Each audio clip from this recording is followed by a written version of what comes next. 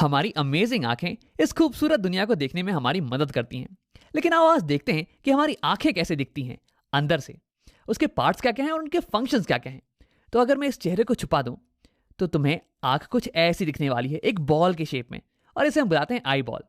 अब अगर इसे मैं साइड से देखूं तो मुझे कुछ ऐसा दिखने वाला है आंख। हाँ, ये हो गया बॉल वाला पार्ट, ये हो गया कलर्ड वाला पार्ट, और इसके ऊपर आंख ये थोड़ी उभरी होती है बाहर के साइड में, थोड़ी कॉन्वेक्स शेप की होती है। अब मैंने इसे थोड़ा ट्रांसपेरेंट कर दिया है ताकि हमें इसके अंदर की चीजें दिख सकें। अब हम बात करते हैं इस कलर्ड वाले पोर्शन के बारे में। तो इसे हम बुलाते हैं आइरिस। तो जब भी तुम किसी की आंख के कलर के बारे में बात कर रहे हो ना, तो असल में तुम उसके आइरिस के कलर के बारे में बात कर रहे हो। अब अलग अलग लोगों की आइरिस की कलर अलग अलग होती है। अब ऐसा क्यों होता है यार? तो देखो, जब भी हमारी आंखों पे लाइट पड़ रही होती है, व्हाइट लाइट, तो ये जो आइरिस है ना, इसके अंदर एक पिगमेंट होता है जो कि लाइट की एक पर्टिकुलर कलर को रिफ्लेक्ट करता है। अब इस आइरिस का पिगमेंट ये ग्रीन कलर की लाइट को रिफ्लेक्ट करने वाला है, और इसलिए हमें ये आइरिस ये ग्रीन कलर की दिखती है। अब अलग अलग लोगों की आइरिस में जो पिगमेंट होता है ना, वो अलग अलग कलर की लाइट को रिफ्लेक्ट करता है। जैसे कि यहाँ देखो, मेरे दोस्त की आइरिस ये ब्राउन कलर की है, और ऐसा इसलिए क्योंकि इसकी आइरिस का पिगमेंट ये ब्राउन कलर को रिफ्लेक्ट कर रहा है, और इसलिए हमें ये ब्राउन कलर की दिख रही है। अब इस आइरिस के बीच में तुम्हें एक ब्लैक कलर का स्पॉट दिख रहा होगा। अब सभी की आंखों में ये स्पॉट ये कॉमन होता है, तो इसे हम बुलाते हैं प्यूपिल। आओ उसे लिख लेते हैं। और ये एक छेद है, ये एक होल है जिसके थ्रू लाइट एंटर कर सकती है हमारी आंखों के अंदर। देखो, जो भी लाइट रेस आइरिस पे पड़ रही थी ना, वो या तो रिफ्लेक्ट हो जाएंगी या तो अब्जॉर्ब हो जाएंगी। लेकिन जो लाइट रेस इस ब्लैक स्पॉट पे, इस छेद पे पड़ेंगी ना, वो अंदर चली जाएंगी, कुछ ऐसे।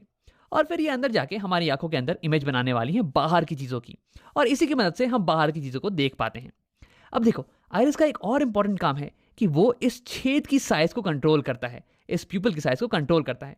देखो, जब बाहर दिन का टाइम हो रहा हो, दोपहर का टाइम मान लो, तो बहुत रोशनी होने वाली है, तो उस टाइम बहुत ही लाइट रेस तुम्हारी आंखों के ऊपर पड़ने वाले हैं।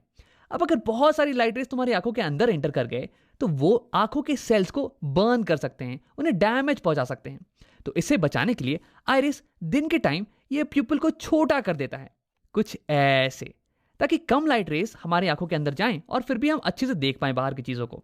लेकिन शाम के समय जब बाहर की रोशनी बहुत ही कम हो, तब तो हमें ज्यादा रोशनी चाहिए होती है बाहर की चीजों को देखने के लिए। तो उस टाइम आइरिस इस छेद को, इस प्यूपिल को बड़ा कर देता है, कुछ ऐसे, ताकि अब ज्यादा लाइट रेस हमारी आंखों के अंदर जाएं और हम बाहर की चीजों को क्लियरली देख पाएं। तो यानी कि हमारी आइरिस ये खिड़की पे लगे हुए पर्दे की तरह काम करती है। जब बाहर दोपहर का समय हो तो तुम पर्दे को ऑलमोस्ट पूरा क्लोज कर देते हो ताकि बहुत ही कम लाइट रेस अंदर आ पाए, और जब शाम का समय हो तो तुम पर्दे को ऑलमोस्ट पूरा खोल देते हो ताकि ज्यादा रोशनी अंदर आ पाए और तुम चीजों को देख पाओ। अब देखो, यही एक्सपेरिमेंट तुम खुद घर पे भी कर सकते हो। एक डार्क रूम में जाना और फिर शीशे के सामने खड़े होकर अपने प्यूपिल को देखना। देखो, इस समय तुम्हारी प्यूपिल ये बहुत ही बड़ी होगी, लेकिन जैसे ही तुम लाइट को ऑन करोगे ना, तो वैसे ही तुम्हारी प्यूपिल ये छोटी होती चली जाएगी। अब आओ बात करते हैं आई के कुछ और पार्ट्स के बारे में। उसके लिए मैं इस आइरिस को यहाँ पे छुपा देता हूँ। मैंने यहाँ पे आइरिस का क्रॉस सेक्शन बना दिया है। ये ग्रीन वाला पार्ट ये हो गया आइरिस, और ये बीच में जो होल है ये हो गया प्यूपिल। लाइट इसके थ्रू एंटर करेगी और फिर ये मिलने वाली है इस कॉन्वेक्स शेप के लेंस से। ये हो गया हमारी आंखों का लेंस, आई लेंस। देखो, इसका काम है कि इनकमिंग लाइट रेस को फोकस कर देता है इस पीछे वाली सरफेस पे, और फिर यहाँ पे एक क्लियर इमेज बन जाती है। अब देखो, ये बल्ज्ड पोर्शन है, उभरा हुआ पोर्शन, इसे हम बुलाते हैं कॉर्निया। इसे हम बुलाते हैं कॉर्निया। लाइट रे जब हमारी आंखों पे पड़ती हैं तो सबसे पहले ये कॉर्निया से ही मिलती हैं, उसके बाद ही अंदर जाती हैं। अब देखो, कॉर्निया और लेंस के बीच का पोर्शन ये भरा हुआ होता है वाटर से। वैसे 99.9% वाटर होता है, 0.1% कुछ विटामिन और प्रोटीन्स वगैरह होते हैं, और इस पोर्शन को हम बुलाते हैं aqueous humour. Aqueous humour, aqueous का मतलब हो गया वाटरी, क्योंकि ये मैक्सिमम वाटर का ही तो बना हुआ है। अब देखो, कॉर्निया और ये लेंस ये दोनों ही कॉन्वेक्स शेप की हैं, तो ये दोनों मिलके हमारी आंखों की कन्वर्जिंग लेंस सिस्टम बनाती हैं। ये दोनों मिलके इनकमिंग रेस को कन्वर्ज करती हैं ताकि कि एक शार्प इमेज हमें इस पीछे वाले सरफेस पे मिल जाए। अब देखो, मैक्सिमम रिफ्रैक्शन ये कॉर्निया पे ही होता है, क्योंकि जो लाइट रेस एंटर कर रही है ना, वो एयर से आ रही हैं, और फिर कॉर्निया के बाद में वाटर का सिस्टम। तो यानी कि यहाँ पे maximum change in refractive index होता है, और इसलिए लाइट की मैक्सिमम बेंडिंग ये कॉर्निया के ऊपर ही होती है। उसके बाद लाइट रेस प्यूपिल के थ्रू लेंस पे हिट करती हैं। अब लेंस जो है ना, ये हल्का एडजस्टमेंट प्रोवाइड करता है इन लाइट रेस को, ताकि ये लाइट रेस कंप्लीटली फोकस हो जाए इस पीछे वाले सरफेस के ऊपर ही, और यहीं पे एक फोकस्ड इमेज हमें मिले। अब देखो, इस पीछे वाले सरफेस को इसे हम बुलाते हैं रेटिना। अब अगर इस रेटिना के ऊपर हमें एक फोकस इमेज मिले ना, तो हम उसे क्लियरली देख पाएंगे, उसे क्लियरली रीड कर पाएंगे। लेकिन अगर एक फोकस इमेज नहीं मिल रही है तो हमें बाहर की चीजें धुंधली नजर आने वाली हैं। तो यानी कि रेटिना ये एक स्क्रीन की तरह काम करता है, एक पर्दे की तरह, जिसपे कि इमेज बन सके। अब देखो, तुम ये सोच रहे होगे कि अगर इस पे इमेज बन जाए तो हम इसे कैसे देख पाते हैं। तो ऐसा इसलिए क्योंकि रेटिना जो है ना, ये लाइट सेंसिटिव सेल्स से बना हुआ है। यानी कि उस पे अगर इन सेल्स पे अगर लाइट पड़े तो ये सेल्स एक्टिवेट हो जाते हैं, ये लाइट को फिर इलेक्ट्रिकल सिग्नल्स में कन्वर्ट कर देते हैं। और फिर यहाँ पे क्या होता है, रेटिना पे कुछ नर्व्स होती हैं, ऑप्टिक नर्व्स, जो कि इन सिग्नल्स को, इलेक्ट्रिकल सिग्नल्स को ले जाती हैं हमारे ब्रेन के पास। और हमारा ब्रेन ये कंस्ट्रक्ट कर लेता है कि ये इमेज कैसी होने वाली है, और फिर हमें बताता है कि बाहर की दुनिया कैसी दिख रही है। तो इन नर्व्स को हम बुलाते हैं ऑप्टिक नर्व्स। आओ लिख लेते हैं यहाँ पे। अब देखो, रेटिना और लेंस के बीच का जो पोर्शन है ये भरा हुआ होता है एक जेली लाइक मटेरियल से। इसे हम बुलाते हैं विट्रस ह्यूमर। विट्रस का मतलब हो गया ग्लासी। अब ये ग्लास की तरह कठोर तो नहीं, बल्कि ग्लास की तरह ट्रांसपेरेंट जरूर है, ताकि लाइट इससे पास कर सके। अब देखो, इसका फंक्शन ये होता है कि ये हमारी आई बॉल को सपोर्ट प्रोवाइड करे। अब अगर विट्रस ह्यूमर नहीं होता तो आई बॉल ये स्फेरिकल तो नहीं रह पाती, ये तो पिचक जाती ना। तो यहां हमारे पास हो गया एक्वस ह्यूमर, जो कि वाटरी है, और ये कॉर्निया और लेंस को न्यूट्रिशन प्रोवाइड करता है।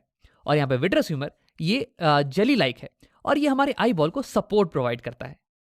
अब आओ एक आखिरी चीज के बारे में बात करते हैं, इन फाइबर लाइक मटेरियल्स के बारे में जिन्होंने हमारे लेंस को पकड़ रखा है। इन्हें हम बुलाते हैं सीलरी मसल्स। अब देखो, ये सीलरी मसल्स ये हमारे लेंस के शेप को बदल सकती हैं। तो हाँ, हमारा लेंस ये एक रिजिड मटेरियल का नहीं बना हुआ है, बल्कि ये एक जेली लाइक मटेरियल का बना हुआ है। और अगर तुम इसे पिचकाओगे ना तो ये पिचक जाने वाला है, और इसकी जो कर्व्ड पोर्शन है ना, ये और ज्यादा कर्व्ड हो जाने वाली है। और अगर तुम इसे खींचोगे तो ये इलोंगेट हो जाने वाला है, और इसकी कर्वेचर ये पतली हो जाने वाली है। अब तुम सोच रहे हो यार इसका क्या फायदा है। तो देखो, हमारी आंखें अलग अलग दूरी पे रखे हुए ऑब्जेक्ट्स पे फोकस कर सकती हैं, उनकी इमेज को सेम डिस्टेंस पे बना सकती हैं। अब ऐसा करने के लिए हमारे लेंस के पावर को चेंज होना पड़ेगा, और ऐसा करने के लिए हमें अपने लेंस के कर्वेचर को चेंज करना पड़ेगा, और वही करने में मदद करती है हमारी सीलरी मसल्स। अब उसे और थोड़ा डिटेल में समझते हैं। तो केवल फोकस करते हैं हमारे लेंस पे। अब मान लो कि तुम किसी दूर रखी हुई ऑब्जेक्ट को देख रहे हो। तो दूर रखा हुआ ऑब्जेक्ट है, तो इसलिए उससे जो इनकमिंग रेस होंगी ना, इंसिडेंट रेस, ये ऑलमोस्ट पैरेलल होने वाली हैं। और क्योंकि तुम इसे क्लियरली देख पा रहे हो, इसका मतलब कि उसकी एक क्लियर इमेज, उसकी एक फोकस्ड इमेज ये लेंस बना दे रहा होगा यहाँ रेटिना के ऊपर। तो यानी कि ये लेंस इनकमिंग पैरेलल रेस को फोकस कर दे रहा है रेटिना के ऊपर, कुछ ऐसे। देखो, ये होगी रे डायग्राम, पैरेलल रेस आ रही हैं और ये लेंस उसे फोकस कर दे रहा है रेटिना के ऊपर। अब देखो, इस केस में लेंस इनकमिंग रेस को बहुत ही हल्का रिफ्रैक्ट कर रहा है, बहुत ही हल्का बेंड कर रहा है, कुछ 10 डिग्री का एंगल मान लो। यानी कि इस केस में required power of the lens ये थोड़ी कम होने वाली है। लेकिन अब अगर ऑब्जेक्ट ये तुम्हारी आंखों के पास आ जाए, कहीं यहाँ पे, तो देखो इस केस में जो रेस आ रही होंगी ना तुम्हारी आंखों पे, ये तो डाइवर्जेंट रेस होने वाली हैं यार, ये तो पैरेलल नहीं होने वाली हैं। लेकिन देखो, अगर अभी भी तुम पास रखी हुई ऑब्जेक्ट को क्लियरली देख पा रहे हो, इसका मतलब इस ऑब्जेक्ट की भी इमेज बिल्कुल यहीं पे बन रही होगी। तो यानी कि रिफ्रैक्टेड रेस ये तो बिल्कुल ऐसे ही दिखने वाली हैं। लेकिन इस बार लेंस को, रेस को, इनकमिंग रेस को ज्यादा बेंड करना पड़ेगा, ज्यादा मोड़ना पड़ेगा, ताकि वो यहाँ रेटिना पे फोकस्ड हो पाए। देखो, मैं यहाँ पर रे डायग्राम तुम्हें दिखाने वाला हूं, तुम एक बार अमाउंट ऑफ बेंडिंग पे ही फोकस करना। तो यहां तुम देख सकते हो, जब ऑब्जेक्ट पास में आ गया तो ये इंसिडेंट रेस ये डाइवर्जेंट थी और ये ऐसे चली जाती। लेकिन हमारे लेंस ने अब इन इनकमिंग रेस को इतना बेंड कर दिया है, ऑलमोस्ट 45 डिग्री से बेंड कर दिया है, ताकि ये यहाँ रेटिना पे फोकस हो पाए। तो यानी कि जब ऑब्जेक्ट पास में होता है तो लेंस को ज्यादा बेंड करने की जरूरत पड़ती है, यानी कि ज्यादा पावर रिक्वायर्ड है लेंस की। लेकिन जब ऑब्जेक्ट दूर रखा हो तो हमें लो पावर रिक्वायर्ड होती है, लो बेंडिंग रिक्वायर्ड होती है।